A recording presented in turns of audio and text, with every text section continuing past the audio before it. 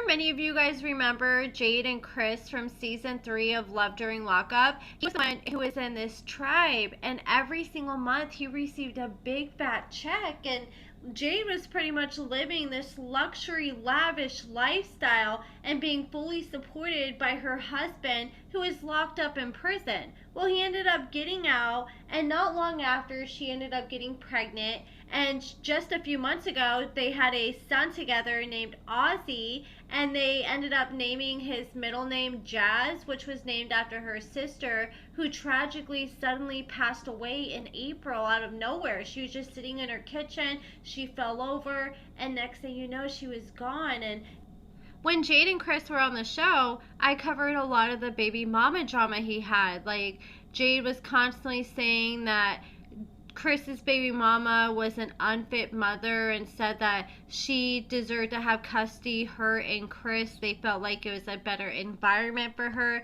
Well, eventually they did win custody, and they now have Chris's 15-year-old daughter with them. And this daughter ended up calling the cops on Chris this past week and got him arrested. So Chris was arrested on November 23rd.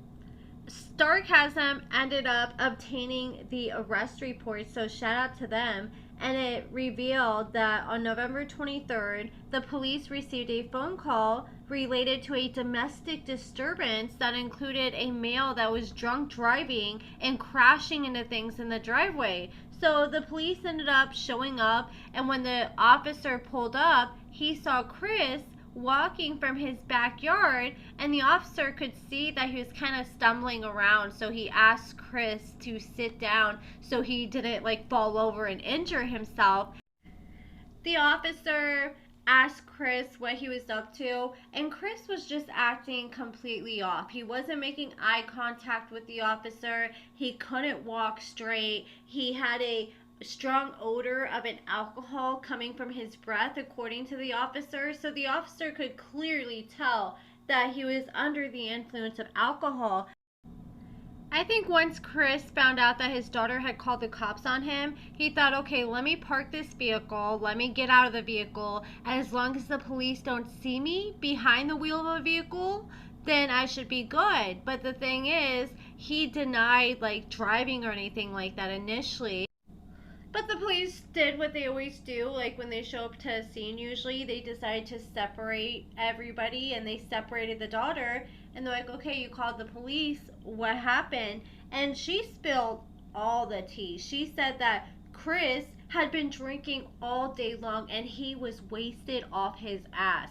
He decided it would be a good idea to jump in the car, and he wanted to drive somewhere. I'm not sure where he wanted to go, but as soon as his daughter realized that he was about to drive away, she was like, oh, there's no way he can get behind the wheel of a car right now. She ran outside, she was yelling at him, demanding him to stop, and he pulled off anyways and almost hit her in the process.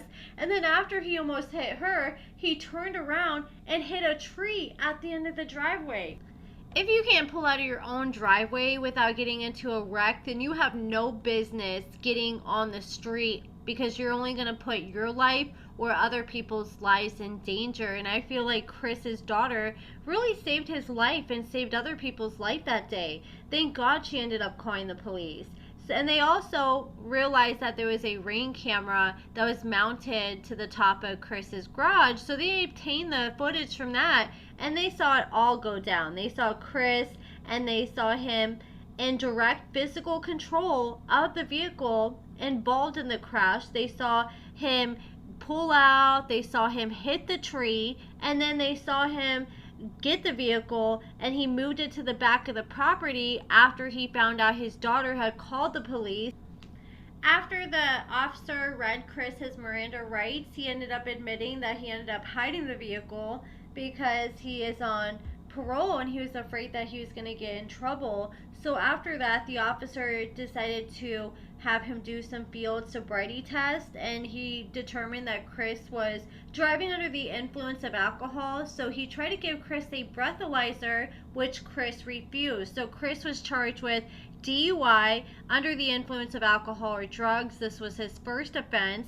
Refusal to submit alcohol testing, and then he also was hit with a parole violation. So he was arrested on November 23rd at 11:19 p.m. and he got out of jail the next day. Jade ended up posting his $1,000 bond. Chris could be looking at prison time for this new charge, even though this DUI is his first DUI offense. He's on parole until 2042 and he received a parole violation from these charges. He's on parole until 2042 and he served a 10.5-year prison sentence out of his 32-year sentence and got out in November 2024. And typically when you have like long parole like Chris has and had serious priors like Chris had, they typically throw the book at you when you screw up again and they don't play around. Chris, when he was on the show, he was serving a prison sentence because in September 2014, he was found guilty of second-degree burglary and 4 counts of identity theft after he broke into this elderly couple's home.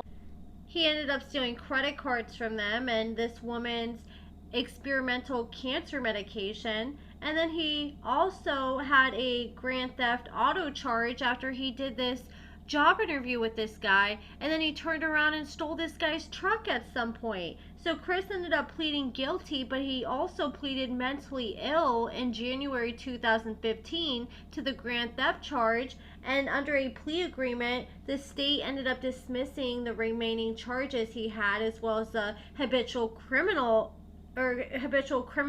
charges they were trying to give him, and he was sentenced to 8 years imprisonment with 2 years suspended and fined $10,000, and that was concurrent with his other charges. He ended up receiving 32 years in total from all the charges. So that's pretty much it, guys. I'll definitely keep you guys updated as I learn more as he ends up going to court and figuring out what he's gonna do and how he's gonna plead with this case. But he looks completely different in his mugshot from like how he looked like on the show. And when he first got out, it looks like he's definitely lost a little bit of weight. I don't know if it's just from not eating all those carbs that you eat in prison or what's going on with him. But that's it for this video, guys. Let me know what you guys think about everything in the comments below, and thank you guys so much for watching.